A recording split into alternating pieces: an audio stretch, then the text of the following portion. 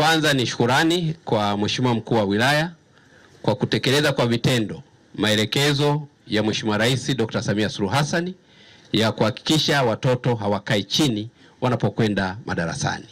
Tunakushukuru sana Mheshimiwa DC pamoja na kamati yako ya usalama kwa kutekeleza kwa vitendo dhamira na maelekezo ya Rais Samia. Leo umekabidhi viti na meza 1200 kwa hesabu ya haraka sawa na shule mpya za sekondari yenye darasa moja madawati 45. Unazungumzia shule mpya zisizopungua 4. Na kupongeza sana Mheshimiwa Mkuu wa Wilaya kwa jambo hili kubwa ulilofanya.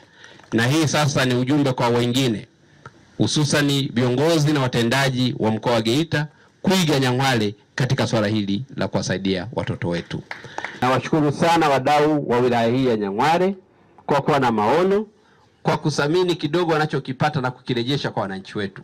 Ombi langu na rai yangu kwa wale wadau ambao hawajatoa, sasa wameshaona na vyombo vya habari viko hapa vitawatangazia, na wenyewe dirisha halijafungwa.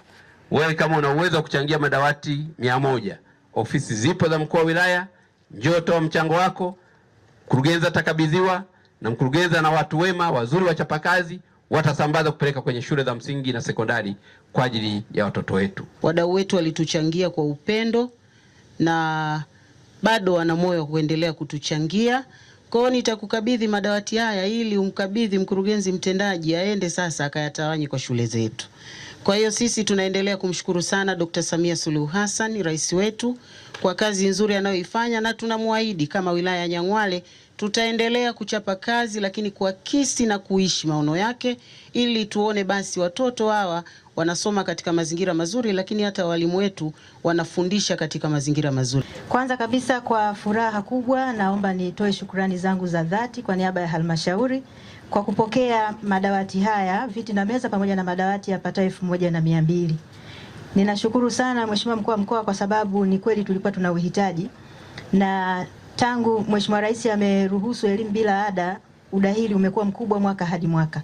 Wanafunzi tunapata wengi, wanakuja kuchangamkia na kujiunga na masomo. Kwa hiyo tulikuwa na uhitaji mkubwa, tulikuwa tuna uhitaji wa kama viti na meza na madawati kama 3000 na kitu hivi. Kwa hivyo kupata hivi 1200 na kwa target ambayo Mheshimiwa Mkuu wa Wilaya amesema 1500, ni dhahiri kwamba tunaelekea nusu ya mahitaji yetu imeenda kuwa kukamilika. Nashukuru sana kwa jambo hili, kwani ninaamini madawati haya yakienda shuleni yataboresha utoaji wa huduma wa elimu kwa wanafunzi wetu,